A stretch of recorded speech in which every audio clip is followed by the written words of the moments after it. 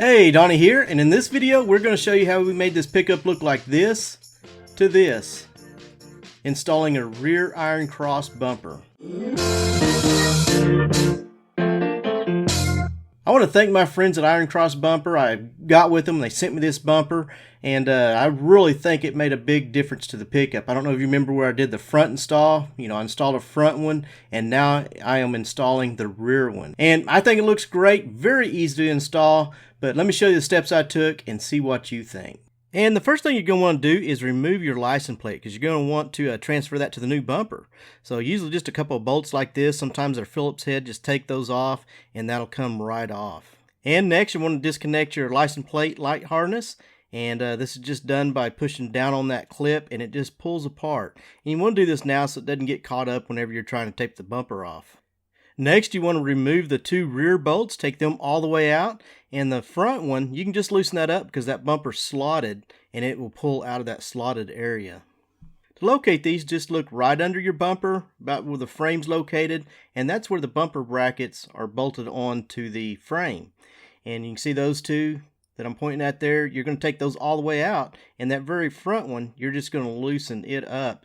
And you can kind of see how that's slotted there. Yeah, that's the two that you're going to take out right there. And you can kind of see that slot on the bumper. It has a slot on the OEM bumper and on the new bumper that we're getting from Iron Cross. It's slotted as well. So it makes it very easy to install when you're going to put it on. This uses a 17 millimeter. All three of them. This is each side. Exact same on the other side. So we're going to take that off. And what I found out about this Iron Cross bumper, when I did the front install and this one, sometimes you get aftermarket parts and they don't line up, quite like they're supposed to. But man, these parts fit just like an OEM part. I mean, they are very easy installs. And, they're USA made. In fact, they're made, right here at my neighbor's state in Tulsa, Oklahoma. And so if you're wanting to buy USA made parts, Iron Cross, they have it. I really have, enjoyed installing these two, the front and rear bumper. Very easy, fit very well.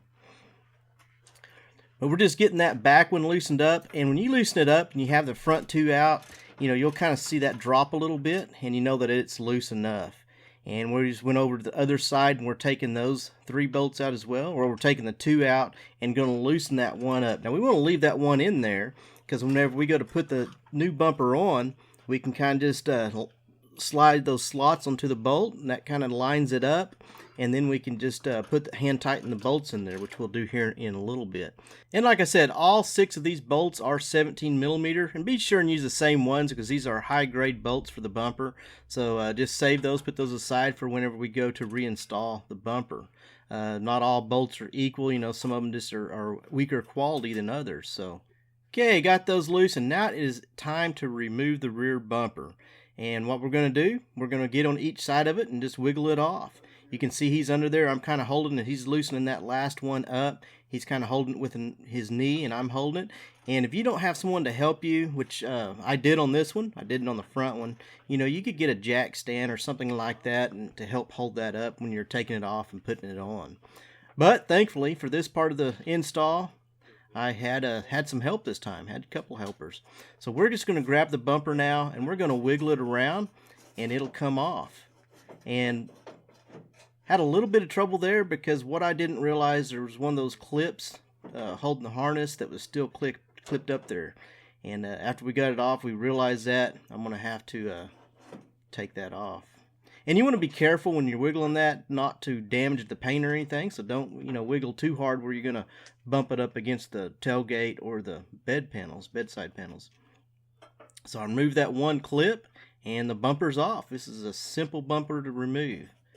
We're just going to put it to the side for right now because I'm going to come back and I'm going to get that wiring harness in a minute and use it. Now this new bumper does come with its own lights that we'll install into that, and that's what I'm doing here. You push those in, and once those are in, we are ready to install the bumper on the pickup. Anytime you're doing a project like this, it is helpful to have someone to help you out, which I did on this project, parts of it, so that it was really helpful. If not, like I said, you can use a jack stand, maybe some boards to help level it and get it up there until you can get that on. But what we're doing now is we're just getting that bumper on there, and we got to push those slots over the bolt. You know, it fits to the inside of the frame, and that'll kind of help line it up where you're supposed to be. And once those slots are over the bolt, it helps you align it, and that way you know where the bumper's supposed to be, and then you can align the rest of the holes up. And it makes it really easy. And once you have the slots in and you start putting the other bolts in, just hand tighten them for now. Just get them in there, and that will help set the bumper where it's supposed to be. That will allow us to do some final adjusting. I mean, you could tighten it a little bit, but you certainly don't want to tighten these very tight at this point. We just hand tighten both sides, you know, the right and the left side, and then we can come back and do some final adjusting before we tighten it down. And I tell you what, companies like this really make me appreciate them. I don't know if you've messed with many aftermarket parts, but sometimes they don't fit right. Sometimes you have to modify them or make them work. And man, this thing fits just like it's supposed to, just like an OEM bumper would. So really like that. Enjoyed this video, both videos. Now we're going to adjust the height and the distance from the bedside. And this is when you want to do your final adjusting. You want to make sure, you know, it's not going to touch anywhere. You want to make sure there's distance everywhere, that it's not hitting, and that it's the same on both sides. So this will take a little bit of tweaking, a little bit of adjusting, and then once that's done, you can go ahead and tighten up the bolts. And one more thing you want to do before you do your final tightening is you want to lower your tailgate, and just make sure, you know, do it slowly, because if you just drop your tailgate and it does hit, it's going to damage your tailgate. So slowly watch it go down, make sure it's going to clear like it should, and then you can continue to tightening up your bolts. Now, it wasn't in the instructions for the rear bumper, but on the front bumper it said to torque it to 65 foot-pounds. So, you know, I assumed that'd be a pretty safe torque to torque this back bumper to as well. Now the bumper's installed, but we're going to take the old wiring harness for the license plate harness, and we're going to take that off the old bumper, and we're going to use it on the new one. And it just has a couple of clips that hold it into the bumper here, and you just squeeze those together and those will pop out. And once I have it loose, I am going to cut it on the ends here, and this way I can splice it to the new lights that came with the bumper.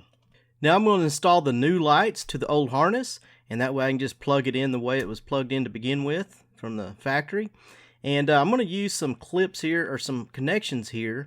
I try to do different things in different videos, so I got these to show you how these work.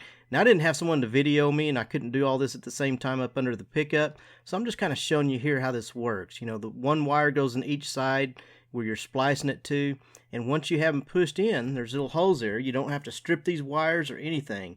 You just put the wire unstripped in there, because this metal thing will actually cut into the wire whenever you push it down.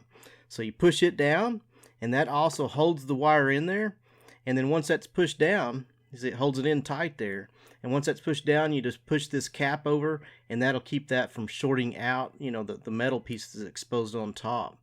Now I also like to go ahead and tape everything up just for a little extra insulation, just something that I always like to do. And so I'm going to tape this up, and once taped up, that's about it for the wiring. All I had was the license plate lights, and that's all the electrical that I had back there. So I might put some type of lights back there at a later point, but that is it for now.